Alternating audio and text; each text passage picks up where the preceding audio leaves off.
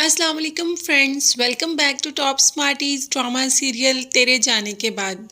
माहम ने हमाद को बताया ही नहीं कि सजल की कॉल आई और बाद में फ़ोन से सारा कुछ डिलीट भी कर दिया। अशर ने फ़ोन करके जब हमाद को डांटा तो माहम ने ऊपर से कह दिया कि नोटिफिकेशन तो आता, ऐसा तो कुछ आया ही नहीं। माहम ने अच्छी तरीके से हमाद की आंखों पर पट्टी बांधी हुई है। सज्जल जो कि हॉस्पिटल में एडमिट है और अशर की फ़ोन पर सालिया सबसे पहले जल्दी से हॉस्पिटल पहुंच जाती है। उसे इतनी होश भी नहीं होती कि वह फरी को ही बता दे। तो फ्रेंड्स, आज पहली बार पूरे ड्रामे में वाकई ही सालिया दुखी नज़र आ रही थी। सज्जल तो बेहोश होती है मगर सालिया वाकई ही दिल से पहली बार उसको प्यार करती है।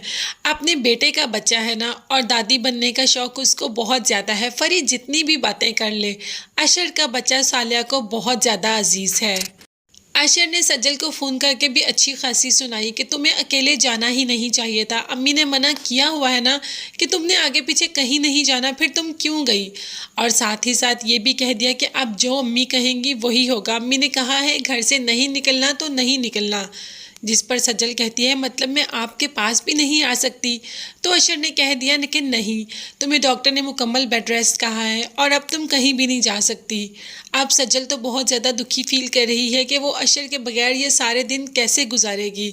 अशर भी अपनी जगह पर सैड तो है मगर उसे सज्जल की ज़िंदगी और अपने बच्चे की ज़िंदगी बहुत ज़्यादा अजीज़ है, इसीलिए सज्जल को वहीं रहने का कह दिया। फरी की तो दिली मुराद पूरी हो गई और सालिया कभी दोनों ही चाहती थी कि सज्जल अपने शौहर के पास ना जाए और सज्जल यहीं पर मुकीम होकर रह गई।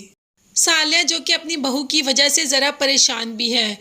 मजाल है कि फरी भी थोड़ी सी परेशानी का इजहार करे। हाँ, सज्जल से इतना ज़रूर कह देती है कि अपना ख्याल रखो, अब तुम कोई काम नहीं करोगी, सारा काम मैं ही करूँगी। ये तो पहले भी कहा हुआ था मगर ज़रूर उससे कोई हमदर्दी के दो बोल ही बोल देती, वो तो उसने बिल्कुल भी नहीं बोले। दूसरी तरफ अलीज़ा ने अपनी मोहब्बत का इजहार कर दिया उमैर से और उमैर ने आगे से इनकार कर दिया, जिस पर अलीज़ा ने कह दिया कि आप मुझे ठुकरा रहे हैं, आप अपनी उस मोहब्बत के गिर्द से निकलेंगे तभी तो आपको कोई दिखाई देगा और मैं जानती हूँ कि आपको एक ना एक दिन मैं ज़रूर दिखाई दूँगी। तो फ्रेंड्स, आगे हम देखेंगे कि अलीज़े की गाड़ी से किसी का एक्सीडेंट हो जाता है और चोट अलीज़े को भी काफ़ी लगेगी और इस दौरान उमैर अलीज़े का बहुत ज़्यादा ख्याल रखेगा। इस तरीके से उमैर जो कि अलीज़े से मोहब्बत करता है मगर बोलता नहीं, अब जाकर उमैर भी अपनी मोहब्बत का इजहार कर ही देगा। यूँ हम इन दोनों को भी एक दूसरे के साथ ही देखेंगे जिसका कि हमें बहुत ज़्यादा इंतज़ार रहेगा इन दोनों की केमिस्ट्री देखने का।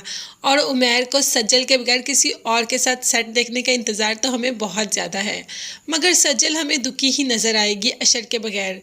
वो अशर के बगैर यहाँ पर रहना नहीं चाहती और ये दिन वो अशर के साथ गुजारना चाहती है मगर मजबूरी है, क्या हो सकता है। अब तो डॉक्टर ने भी कह दिया। समीर को सजल के साथ हमदर्दी है मगर ये बात फरी को बिल्कुल भी पसंद नहीं। समीर कहता है कि आखिर कितनी देर तुम सजल को यहाँ पर रोक सकती हो, ये तो गलत है ना। अगर तुम्हारे और मेरे दरमियान कोई है तो तुम्हें कितना बुरा लगेगा। बस यही सजल भाभी के साथ हुआ है, उन्हें भी अच्छा नहीं लग रहा कि उनके पास कोई और है। उन्हें अशर के पास भेजना चाहिए और उसे जाना भी चाहिए। तुम क्यों उनके रास्ते की रुकावट बनी हो। माँ को तो समीर की बातों में सच्चाई नज़र आ रही है मगर साथ ही फरी कह देती है कि ये तुम्हारा मामला नहीं और दोबारा इसमें तुम मत बोलना।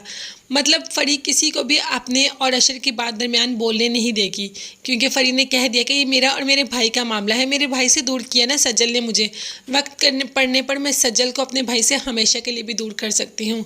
तो क्या ऐसा वक्त कभी आएगा, ये सब देखने और जानने के लिए मेरे चैनल को ज़रूर सब्सक्राइब कीजिएगा। साथ ही साथ बेल आइकन का नोटिफिकेशन प्रेस कर दें ताकि हर नई आने वाली वीडियो आप तक आसानी पहुँच सके। अपना बहुत ज़्यादा ख्याल रखिएगा और अपनी कीमती दुआओं में मुझे और मेरी फैमिली को भी याद रखिएगा। नेक्स्ट वीडियोज़ तक के लिए अल्लाह हाफिज़, bye bye and take care.